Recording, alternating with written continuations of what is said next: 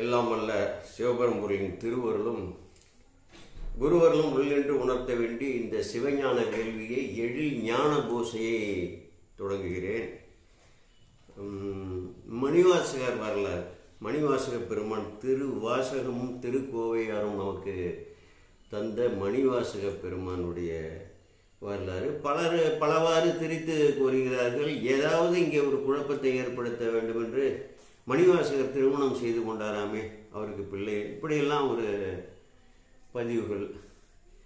அவருடைய காலம் பற்றிய ஆராய்ச்சி, இதெல்லாம் அடிப்படையாக தேவைதான். ஆனால் அதில் போய் காலத்தை கழிக்கக்கூடாது, காலத்தை கழுவப்பட விடக்கூடாது. அவர் என்ன படைத்திருக்கிறார், அவர் உயிரறிவிலே மேலோங்கி சிவபரம்பொருள் நமக்காக பக்குவமுடைய ஆன்மாக்களுக்காக என்ன உபதேசம் செய்திருக்கிறார் என்பதை கூர்ந்து கவனித்து அதனை கற்று அந்த உயர்ந்த நிலையை அடைய வேண்டும் இல்லையா? அதுதான் தேவை. இதை விடுத்து அவர் காலம் என்ன, முன்னாடி பிறந்தாரா பின்னாடி பிறந்தாரா, அவர் எப்போ பிறந்தார் நமக்கு என்ன தெரிந்து கொள்ள வேண்டியதான். வரலாற்று முறையிலே நம்மளுடைய பெருமையை நிலைநிறுத்துவதற்காக கால ஆராய்ச்சிகள்லாம் செய்ய வேண்டுமா? அதிலேயே வாத பிரதிவாதம் தவறாக ஒரு பெரிய ஒரு புலமை பெற்றவர் சோமசுந்தர நாயக்கர் என்ற ஒரு பெருமகனிடம் சீடராக இருந்தவர், வடமொழி தமிழ் மொழி எல்லாமே சமம்தான் என்று சிவபெருமானை அறிவுறுத்தியபடி நமது ஆச்சாரியர்கள் அறிவுறுத்தபடி பின்பற்றி வாழ்ந்தவர். கடைசி காலத்திலே இறுதி காலத்திலே தடம் புரண்டு தமிழ் வழிபாடு என்ன எப்படியோ போனவர். அவர் 3ஆம் நூற்றாண்டுக்கு முந்தையவர் என்று சொல்லி ஒரு நூலே எழுதிவிட்டு பின்னாலே வருத்தப்பட்டாராம், நான் தவறாக எழுதிவிட்டேன். இதனால என்ன மக்களுக்கு இப்போ இந்த சைவ மக்களுக்கு கிடைக்கிறது? நீ காலத்தை ஆராய்ச்சி பண்ணி மணிவாசகர் திருமணம் செய்தாரா திருமணம் செய்யலையா, தேவையில்லாத வரலாறுகளை எல்லாம் எழுதி, இது யாரோ ஒரு அம்மா ஒரு வரலாற்றை எழுதி அவங்க இஷ்டப்படி தோன்றியவாறெல்லாம் எழுதி அடிப்படை அறிவே இல்லாமல் அடிப்படை ஞானமே இல்லாமல் நூல்களை பற்றி ஒரு வரலாற்றை எழுதி பல போராட்டங்களுக்கெல்லாம் ஆளானது. அதெல்லாம் நமக்கு தேவையே இல்லை. முதலில் என்ன படைப்பிக்கப்பட்டிருக்கிறது நமக்கு வரலாறு. இப்போ ஆச்சாரியர்கள் கொடுக்கப்படுகிறதா, நாவுக்கரசர் வரலாறு கொடுக்கப்பட்டிருக்கிறது, ஞானசமுந்தர வரலாறு, சுந்தரமூர்த்தி சாமிகள் வரலாறு பெரிய புராணத்திலே கொடுக்கப்பட்டிருக்கிறது. சரி, மணிவாசகர் வரலாற்றை பற்றி என்ன கிடைத்திருக்கிறதோ அதை வைத்து திருப்தி அடைய வேண்டும் என்று ஆச்சாரியர் வாக்கிலிருந்து மாறி ஒரு கருத்து எடுத்துக்கொள்ள வேண்டுமானால் அதை மறுக்கத்தக்க உயர்ந்த ஆதாரம் கிடைக்க வேண்டும்.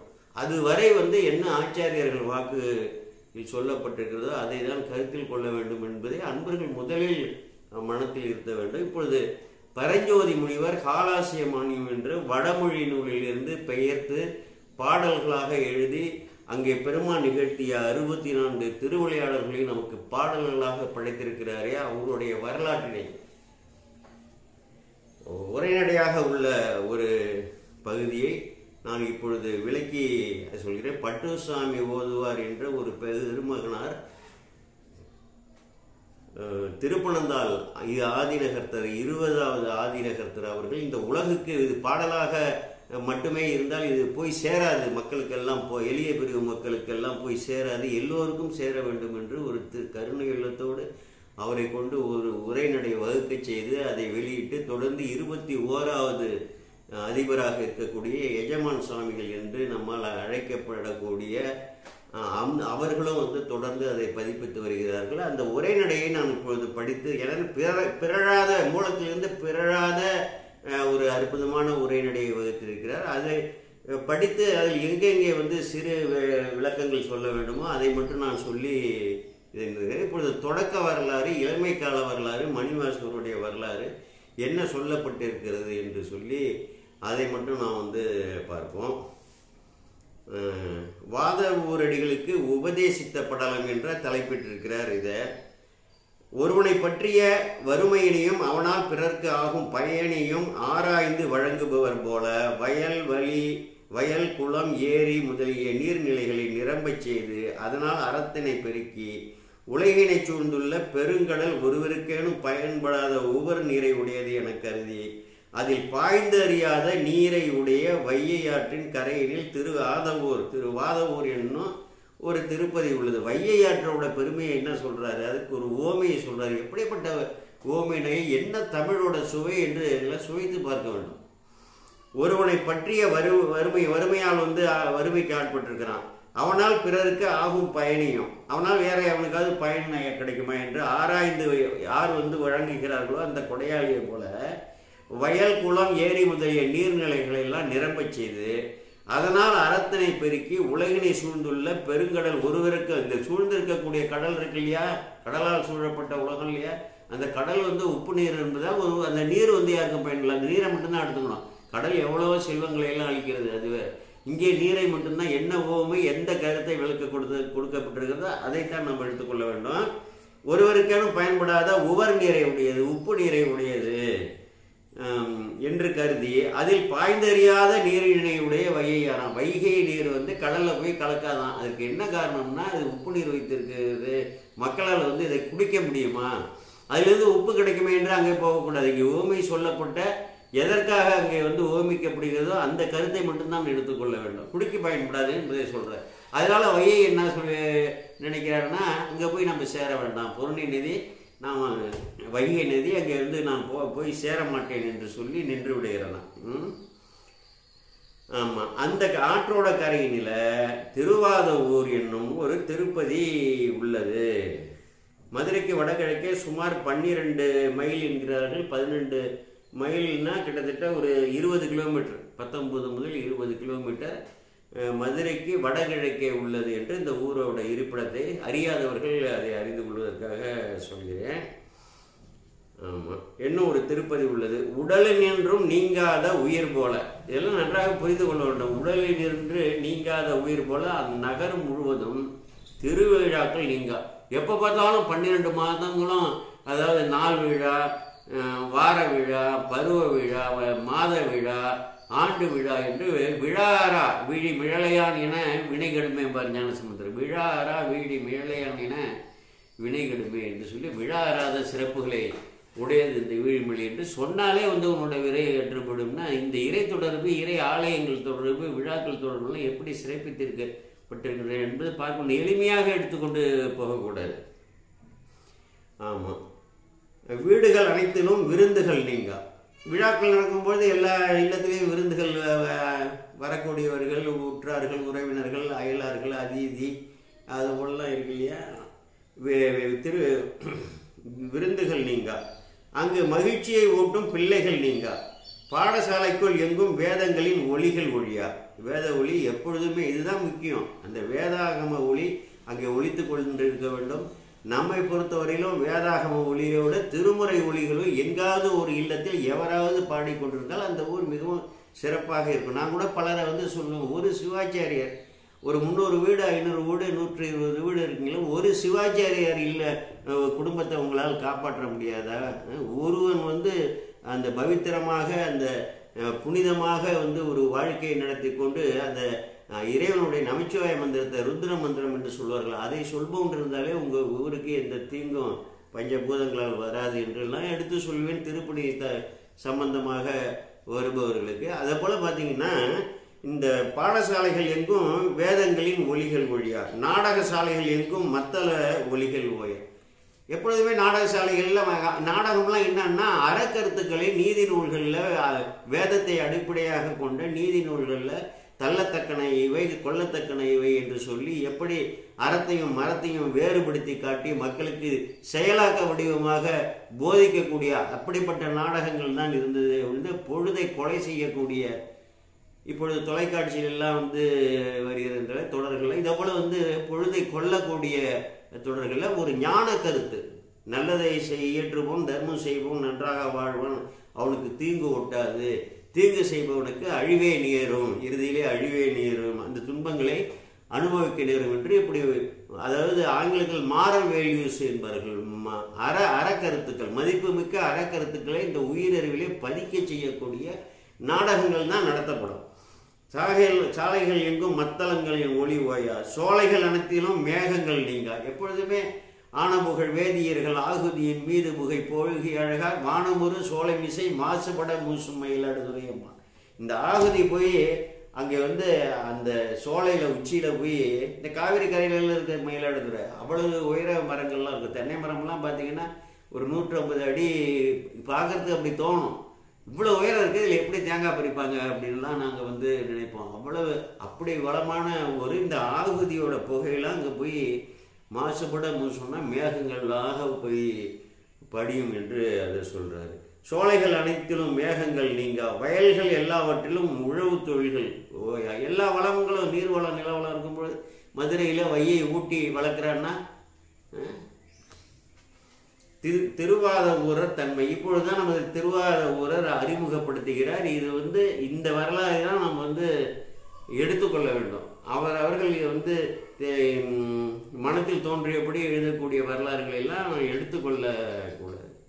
இவ்வாறு வளம் நிறைந்த திருவாத ஊரிலே அமாத்தியர் மரபினில் அரிய வேத நெறியும் சிவாகமத்துறையும் விளங்கவும், திருமால் வஞ்சனையினால் இட்ட புத்த மத இருள் சிதறி ஓடவும், சிவபெருமான் திருவுருளால் இளஞாயிற்றினை ஒட்ட ஒருவர் வந்து அவதரித்தார். ஒரு இளைஞர் போல வந்து அதாவது எதுக்கு இளைஞர்னா, அந்த ஞாயிறு வந்தால் இருள் எப்படி மறைந்து விடுகிறது. இருள் எப்பொழுதுமே இருக்கிறது, புரிந்து கொள்ள வேண்டிய. இருள் இல்லாத நேரமே கிடையாது.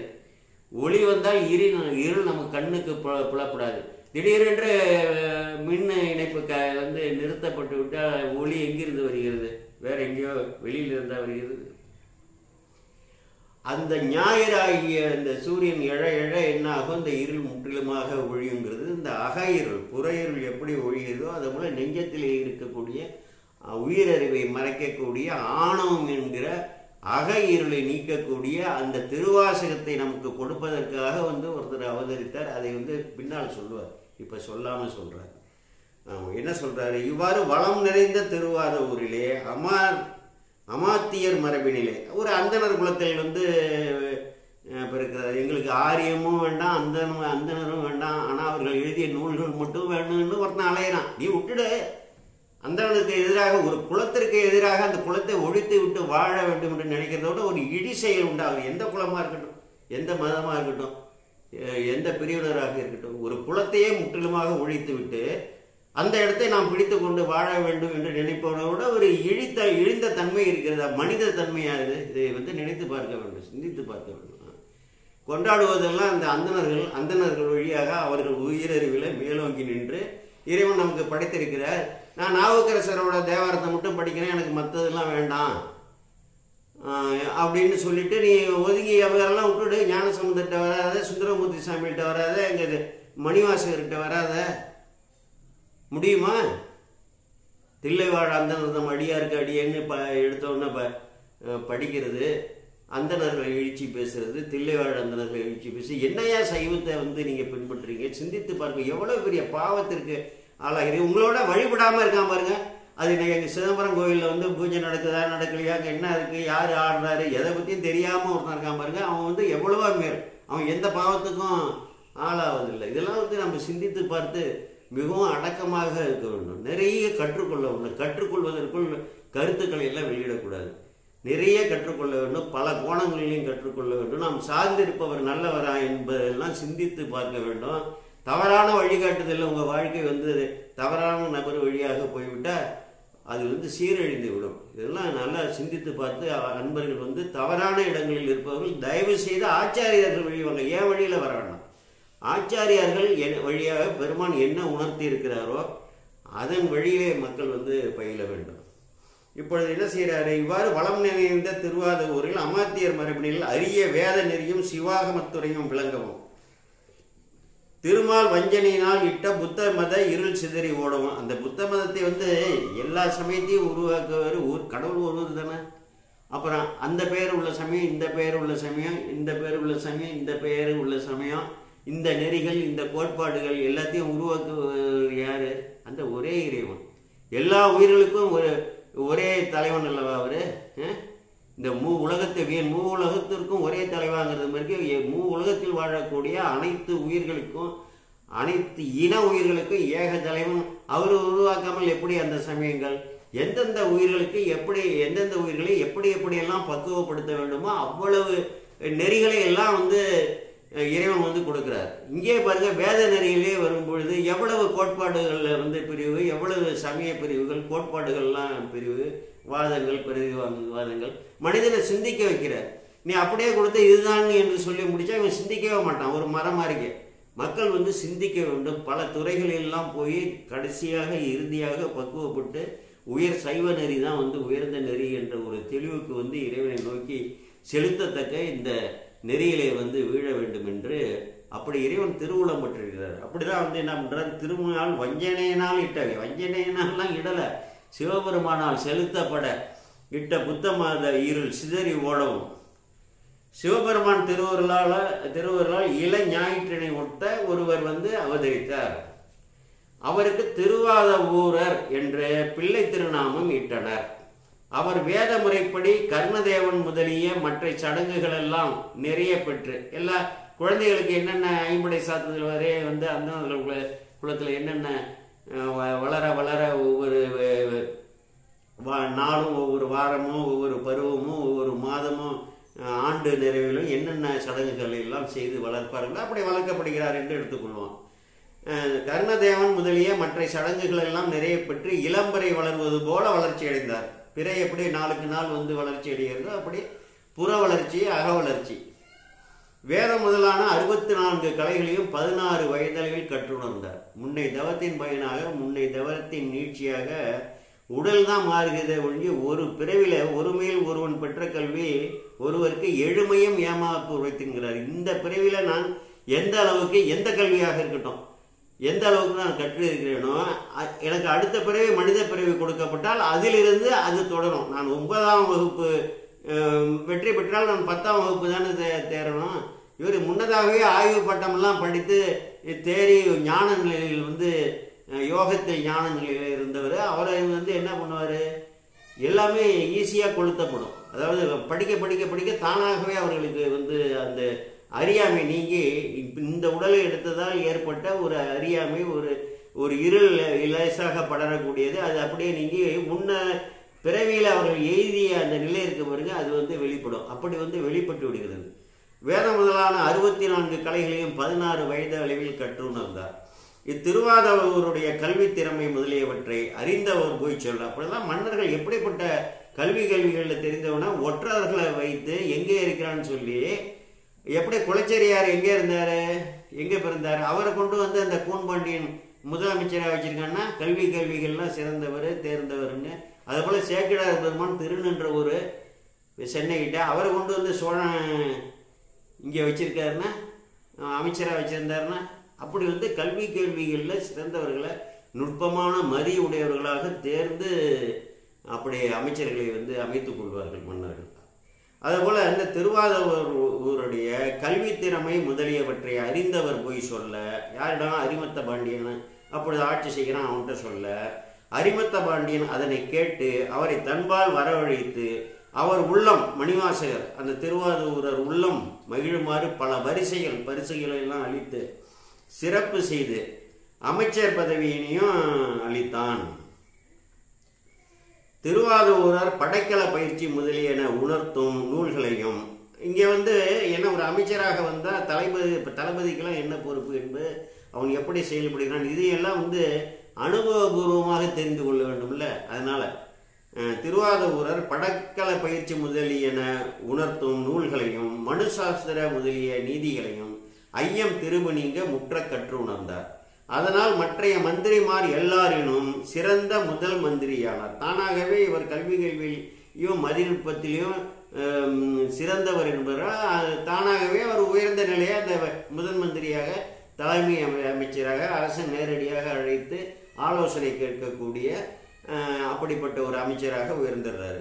ஒருவரும் சொல்லுதற்கரிய பல்வேறு தீவுகளில் செங்கோல் செலுத்தும் மன்னரும் தங்கள் நாட்டில் உள்ள அரிய பொருள்களை அனுப்பி பாண்டியனுடன் நட்பு பூண்டு வாழுமாறு வாதவூர் அமைச்சர் செய்து பல்வேறு தீவுகளில் இருக்கக்கூடிய பிற நாடுகளில் இருக்கக்கூடிய மன்னர்கள்லாம் பகை பூணாமல் இவரோட நட்பு பூண்டு அவங்க விளையக்கூடிய பொருள்களை எல்லாம் இங்கே கொண்டு வந்து இங்கே விளையக்கூடிய பொருள்களை அங்கே எடுத்துகிட்டு போகிறது மாதிரி அப்படி ஒரு நட்பு நாடுகளாக அங்கே மாற்றிடுறான்.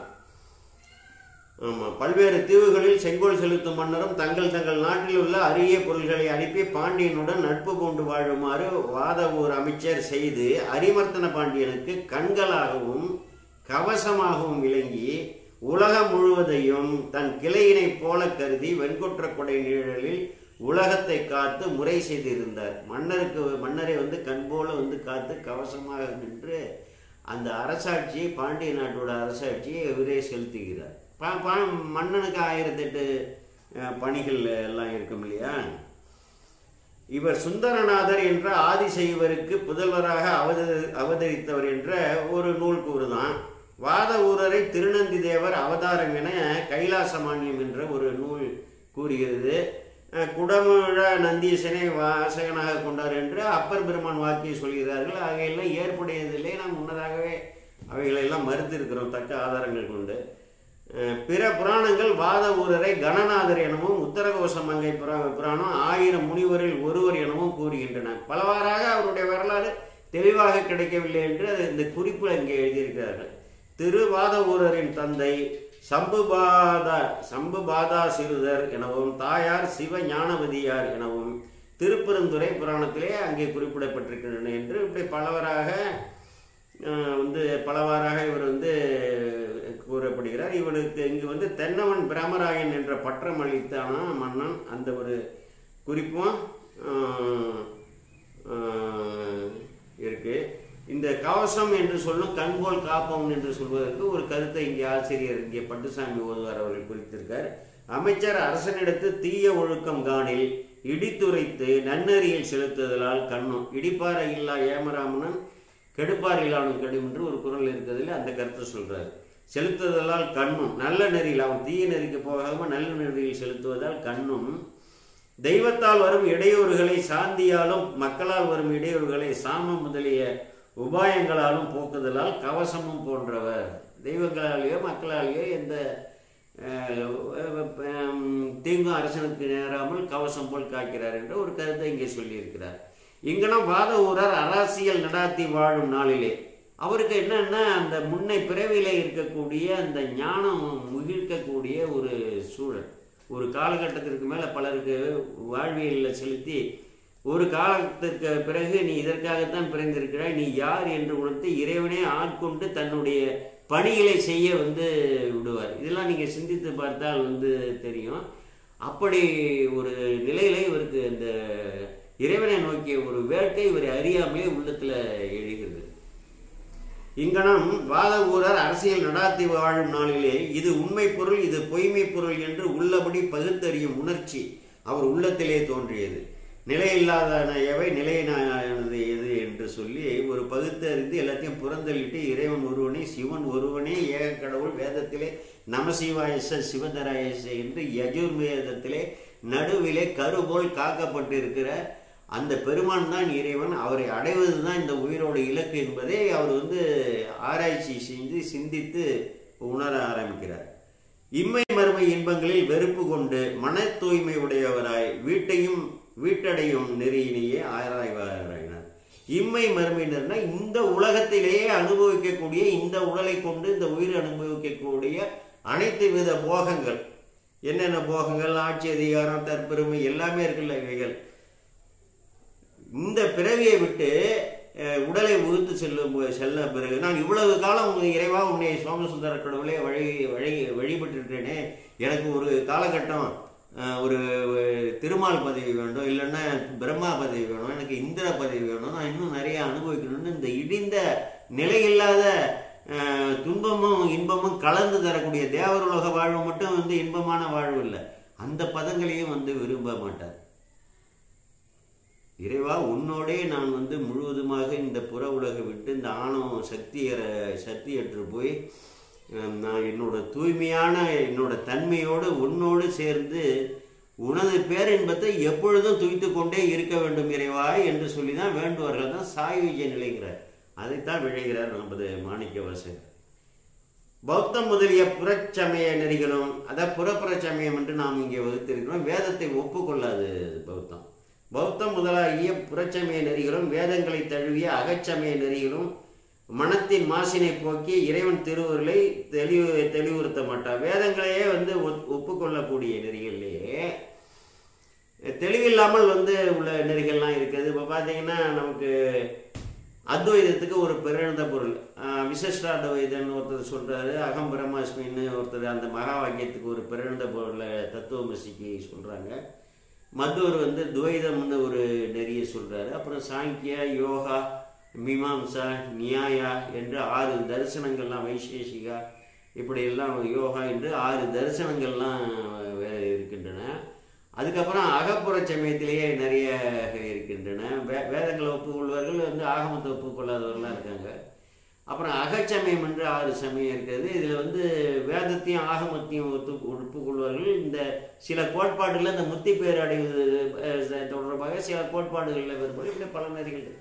இவர் உயர்ந்த சைவ சித்தாந்த நெறி தான் உயர்ந்தது. வேதத்தையே வந்து ஒப்புக்கொண்டாலும் பிற நெறிகள், அதாவது வேதத்தை ஒப்புக்கொள்ளாத புறச்சமயம் புறச்சமயங்களை எல்லாம் விட்டுடுங்க, வேதத்தை ஒப்புக்கொண்டு ஆகமத்தை சிவாகமத்தை ஒப்புக்கொள்ளாத நெறிகள்லாம் இருக்கின்றன. அவைகள்லாம் நமக்கு வந்து இறைவனை நோக்கி செலுத்தாது என்று ஒரு தெளிவாகிறார்.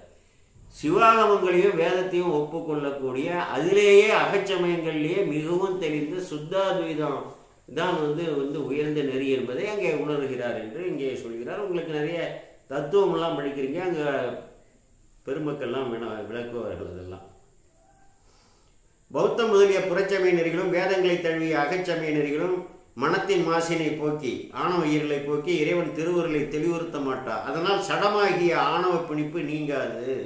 அந்த ஆணவம், அறிவில்லாத ஆணவம் எப்படி ஒரு நல்ல ஒரு பலிகிக்கல் போல இருக்கக்கூடிய உயிரறிவுகளை சித்தத்தில் அப்படியே முழுவதுமாக உயிரறிவை மறைத்து வெளிப்படாமல் செயல்படாமல் செய்தோ, அந்த ஆணவத்தை மெளிவுபடுத்தாது, அதாவது சக்தியற செய்யா என்று அப்படி முடிவு செய்கிறாரு. ஆகவே வீடு பேறு அடைதல் இல்லையாம். அதனால் இறைவனை எந்த காலத்திலையும் அந்த நெறிகள் வழியாக சென்றால் இந்த சாயுஜ நிலையை அடைய முடியாது. அன்பு செய்து இறைவன் திருவருளை பெற்ற அடியார்களுக்கென்று ஏனையோருக்கு வீடு பேறு கிட்டுவது அரிது என்று மறைகளுக்கு வரும். ஞானம் ஈசம்பால் அன்பே என்று முடிந்த முடிவாக கண்ணப்ப தேவர் வரலாறுலே சேக்கிழார் பெருமான் அங்கே வந்து சுருக்கமாக சொல்லியிருப்பார். ஞானம்னா என்னடா, ஈசம்பால் அன்பு தான், பவித்திரமான அன்பு. அவ்வேதத்தின் உண்மை பொருளின் தெளிவையெல்லாம் சத்தினிபாதம் அடைந்த பரிபக்கவருக்கு சிவாகமங்கள் உயிர்த்துணர்த்தும் என்று மெய்யுணர்ந்தோர் கூறுவர். அந்த சக்தினிபாதமும் அடைந்த பரிபக்குவர்களுக்குன்னா அந்த இருவினை ஒப்பாகி அந்த சக்தி வந்து இறைவனோட அருட்சக்தி வந்து பதிய மல பரிபாகம்னா ஆணவம் வந்து சக்தியற்று போகிறது. அந்த நிலையில தான் இப்போ ஜீவன் முத்திரர்களாக இருக்காங்க. அதை போல இருக்கக்கூடிய பரிபக்குவர்களுக்கு அந்த வேதத்தின் உண்மை பொருள் தெளிவையெல்லாம் சிவாகமங்கள் இருக்குல்ல, அவைகளையெல்லாம் சத்தியநாபாதம் அடைந்த பரிபக்கவர்களுக்கு சிவாகமங்கள் உய்த்து உணர்த்தும் என்று மெய்யுணர்ந்தோ கூறுவார். இப்படிதான் சிந்திக்கிறார். வேத முடிவிலும் ஆகமத்தின் முடிவிலும் எய்தும் பொருள்களுக்கு தம்முள் வேற்றுமை இல்லை. வேதம் எந்த பொருளை முடிந்த முடிவாக சொல்கிறதோ, சிவாகமங்கள் எதை முடிந்த முடிவாக சொல்கிறதோ அதில் வந்து வேற்றுமை. வேற்றுமை எப்படி இருக்க முடியும்? அந்த வேதத்தின் பொருளை எல்லாராலையும், அது வேதம் பொது, சிவாகமம் வந்து தனி சிறப்பு உடையது என்று சொல்வார்கள். அந்த வேதத்தையே வந்து சிறப்பாக இறைவனை அடையக்கூடிய தன்மைகள்லாம் இருக்குது. அது எல்லாராலையும் புரிந்து கொள்ள முடியாது. அதனால தான் பெருமான் என்ன பண்ணுறாரு, மண்ணுமாமலை மகேந்திர மதனில் சொன்ன ஆகமம் தோற்றுவித்து அறியும் அருளியும்னு சொல்லி ஆகமங்களையும் வந்து தோற்றுவித்து அந்த வேதத்தில் உள்ள அந்த கருத்துக்களை தான் இங்கே தெளிவுபடுத்துகிறாரு. ஆனால் வேதத்தின் முடிவும் சிவாகமங்கள் முடிவும் ஒன்றுதான் என்ற ஒரு பொருளை இங்கே வந்து சொல்கிறாரு. தம்முள் வேற்றுமை இல்லை, அவற்றை வேற்றுமை உள்ளவனாவாய் காட்டுகின்ற மாறுபாட்டினை ஒழித்து. அவன் ஏதாவது சொல்லுவான், அது என்னமோ சொல்கிறான், வேதமே இல்லைன்னுலாம் சொல்கிறானுங்க. என்னம்மா திருமுறை படித்தானா இல்லையா, இருக்கில் மனித இறைவர் இவர் போலாம் சாகை 1000 உடையார் சாமமும் 1000 உடையார்னு நிறைய ஆச்சாரியார்களே திருமுறை தொழில் இவைகளெல்லாம் மறைச்சிடுறது. தன்னை வந்து தொடராம பாருங்க, இவனுக்கெல்லாம் எதுவுமே தெரியாது, இவன் அதெல்லாம் பற்ற மாட்டான், அதுவரை அவனை நம்ம எப்படியாவது ஏமாற்றி கொண்டு இருப்போம் என்று சொல்லி தன்னை தொடர்பவர்களுக்கெல்லாம் தவறான வழியை தெரிந்தே காட்டுவது. இவர்களுக்கு எல்லாமே தெரியும், தாங்கள் சொல்லுவது தவறு, தங்களுடைய நிலைப்பாடு தவறு, நம்மளுடைய செயல்பாடுகளும் தவறு என்று எல்லாவரையோடு முற்ற உணர்ந்தவர்கள். ஆனால் ஏதோ ஒரு தங்கச்சங்கிலியால் வந்து பிணைக்கப்பட்டு மற்றவர்களையும் வருபவர்களையும் அதில் வந்து வீழ செய்து கொண்டிருக்கிறார்கள்.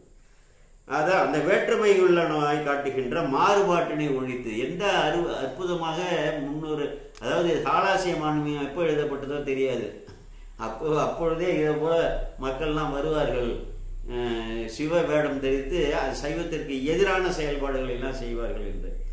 ஆணவமல கட்டினை போக்கி உடையானாகிய தன்னையும் உடைமை பொருளாகிய என்னையும் அறிவிக்கின்ற ஞான வடிவனாயினாகிய குருநாதன் வருவது எப்பொழுது?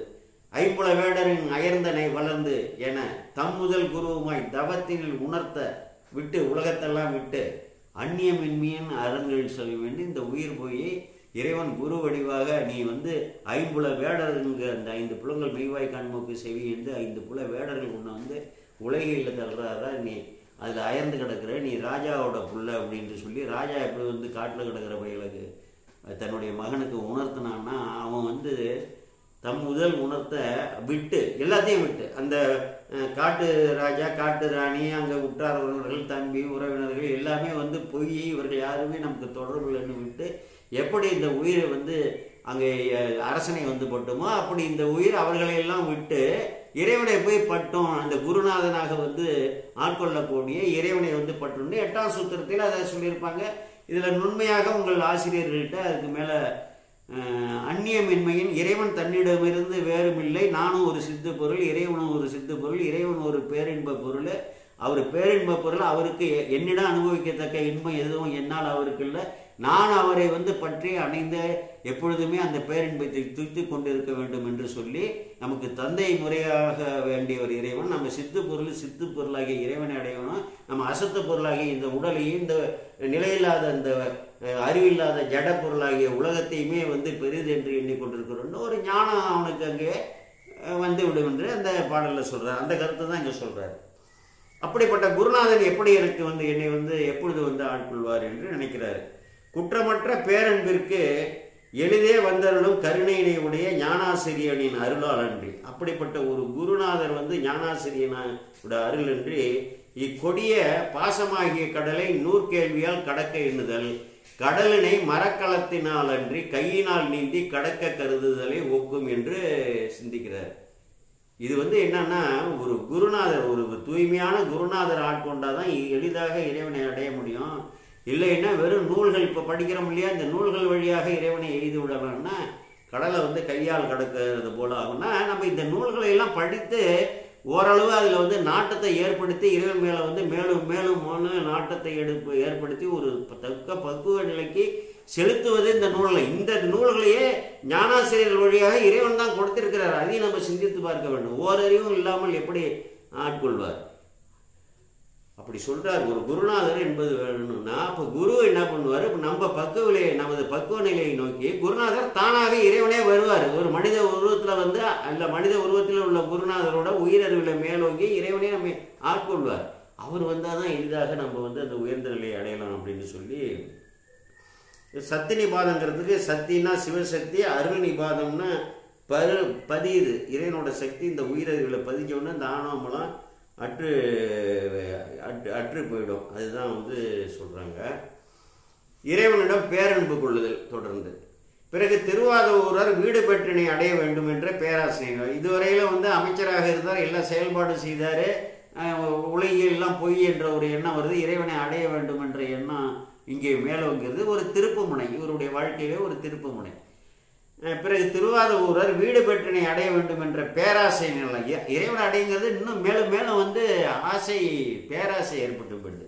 ஏன்னா அந்த பேரின்பத்தை என்ன என்று அவர் சிந்தையால் உணர்ந்திருக்கிறார். அப்படி எடுத்துக்கொள்வோமே, அந்த இன்பத்தை நம்ம தூக்க வேண்டும், அந்த பேரின்பத்திலே மூழ்கி விட வேண்டும் என்று அப்படி நினைக்கிறார். வீடு பற்றினை அடைய வேண்டும் என்ற பேராசிரியர். அந்த முத்தி பேருன்னா என்னன்னு தெரிஞ்சாதான் ஏன் பேராசை வரும்? யாருமே விளக்குறது இல்லை. நம்ம அடியார்களுக்கு அன்பர்களுக்கு திருவாசகம் முற்றோதல் செய்பவர்களுக்கு பல ஆச்சாரியர்கள்லாம் பேசுகிறாங்கன்னா முத்தி பேருன்னா என்ன, அது எவ்வளவு ஒரு இன்பம் மிக்க ஒரு உயர்ந்த நிலைங்கிறத கேட்பவன் உணருமாறு உணர்த்துனா அவன் எப்படி இந்த பூமியில் உள்ள பொருள் ஆசைப்படுவான்? என்ன காரணம்னா நானே உணரலையே, நான் எப்படி உணர்த்துறது? நானே உணரலையில நான் எப்படி உங்களுக்கு உணர்த்துவேன்? இதுதான் இந்த நிலை தான் இப்பொழுது இருக்கிறது.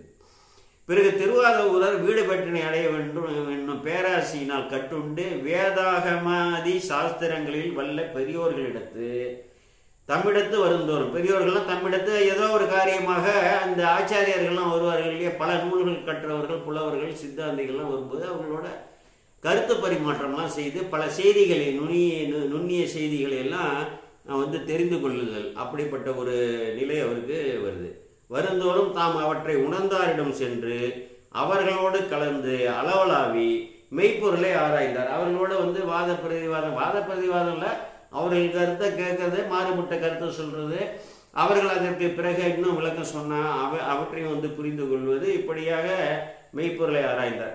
இப்படி அளவிறந்த அறிஞரிடத்து ஆராய்ந்து அறிந்த பொருள்கள் எல்லாம் நீர் வேட்கையை தணிப்பதற்கு, கடல் நீரை பருகியவரின் வேட்கையை தணிப்பதற்கு, கடல் நீரை பருகியவரின் வேட்கை போல் தனியாதவாறு போல். இதை போல நிறைய பேர்கிட்ட நிறைய ஞான செய்திகளை கேட்குறாரு. ஆனால் என்ன ஆச்சுன்னா, நிறைய நீர் வேட்கை உள்ளவங்க கடல் நீரை பருகினா தீருமா? அப்படி தீரலை அப்படின்னு ஒரு உவமையை சொல்கிறாரு. மனத்தின்கண் அவமையும் வராமல், திருப்தி இல்லாமல் ஒரு பெண்ணிடத்து வந்து ஒரு அன்பு வைத்து ஒழுகக்கூடிய ஆடவன், அதாவது ஒரு ஆடவனிடம் அன்பு வைத்து ஒழுகும், அதாவது பேரன்பு வைத்து அவனை தவிர உயிரறிவில்லை. இதெல்லாம் வந்து பயிற்சி, இறைவனை அடைவதற்கு இந்த உலகியல் வாழ்க்கை பயிற்சி என்பது புரிய வேண்டும். ஒரு ஆடவன் ஒரு பெண்மயக்கம் கொண்டு முற்றிலுமாக உலகத்தையே புறந்தள்ளி, வளர்த்தவர்களையெல்லாம் புறந்தள்ளி, உற்றார் உறவினர்களையெல்லாம் புறந்தள்ளி, எனக்கு சொத்து வேண்டாம் சுகமும் வேண்டாம்னு புறந்தள்ளி முழுவதுமாக உயிரறிவில் சித்தத்தில் அவளை மட்டும் நினைக்கிறான்ல. அதே போல் ஒரு பெண்ணானவள் அப்படி நினைக்கிறார் இல்லையா? குல ஆச்சாரங்களை எல்லாம் வந்து விட்டுறாருல்ல, அகன்றால் அகலிடத்தார் ஆச்சாரத்தைன்னு சொல்கிறாருல, அதோ போல அப்படின்னு சொல்லி ஒரு உதாரணம் சொல்றாரு. அந்த சிவபெருமான் எடுத்து கொண்ட பேரன்பு உள்ளே பதிந்து கொள்ள அரசனுக்கு உயிரும் கண்ணுமாக இருந்து அமைச்சுரிமையும் கைவிடாது அரசியல் ஒரு கையால் இதை பிடிச்சுக்கிறார், ஒரு கையால் அரசியலை வந்து பிடித்துக் கொள்கிறார், ஒரு கையால் வந்து இறைவனை அடைய வேண்டும் என்ற வேட்கை நாலு நாளும் பெருக அந்த சிவோகம் பாவனையிலே இருக்கக்கூடிய நிலைக்கு தள்ளப்படுகிறார். அந்த எப்பொழுதும் சிவ சிந்தனையிலே இருக்கார். இவ்வாறு ஒழுகும் திருவாதவூரர் ஒரு நாள் அரிமத்தன பாண்டியனின் சபையிலே போய் நிற்கும் பொழுது குதிரை பந்தியினை காக்கும் காவலர்கள் அரசன் முன் வந்து வணங்கி ஒரு புறத்தில் ஒதுங்கி நின்று, வெற்றிவேல் ஏந்திய அரசரே, நம் குதிரை வெள்ளத்திலே இறந்தன போக ஒழிந்த குதிரைகள் அனைத்தும் நோயுடனவும் மூப்பாகிவிட்டனவும் ஆகின, நல்ல குதிரை ஒன்றேனும் இல்லை என்று கூறினார். அதனை கேட்ட பாண்டியன் வாதவூர் வள்ளலை நோக்கி, இன்று நீர் நமது கருவூலத்தை திறந்து பெருங்குரலை எடுத்துக்கொண்டு போய் கடற்துறையிலே வந்து இறங்கும் குதிரைகளில் சிறந்தனவற்றை தெரிந்து விலக்கி வாங்கி கொண்டு வருக என்று கூறி அனுப்பினான். ஒரு பெரிய இங்கே தான் வந்து இவருடைய வரலாற்றிலே வந்து ஒரு பெரிய திருப்புமுனை ஏற்பட போகிறது. மனம் வேறுபட்டு அமைச்சு தொழில் பூண்டொழுகும் திருவாதவூரர் கருவூலத்தினை திறந்து குதிரை வாங்குவதற்கு வேண்டிய பொருளை எடுத்துக்கொண்டு தாழிட்டு இறுக்கி எல்லாம் முத்திரையெல்லாம் விட்டு வெளியே வந்து அரசனிடம் விடை பெற்று கொண்டு புறப்பட்டார் என்பதோடு இந்த முதற் பகுதியை நிறைவு செய்துவிட்டு அடுத்து தொடர்ந்து இறைவனால் ஆட்கொள்ளப்படக்கூடிய பகுதியெல்லாம் தனித்தனி பிரிவுகளாக விரித்துரைக்கிறேன் என்று சொல்லி இதுவரை கேட்ட எல்லா அன்பர்களுக்கும் எல்லா சிவமங்கல நலன்களையும் இறைவன் வழங்க வேண்டும் என்று இறைஞ்சி கோமல் சேகராகிய நான் விடைபெறுகிறேன். வணக்கம். சிவாய நம, சிவாய நம. திருச்சிற்றம்பலம்.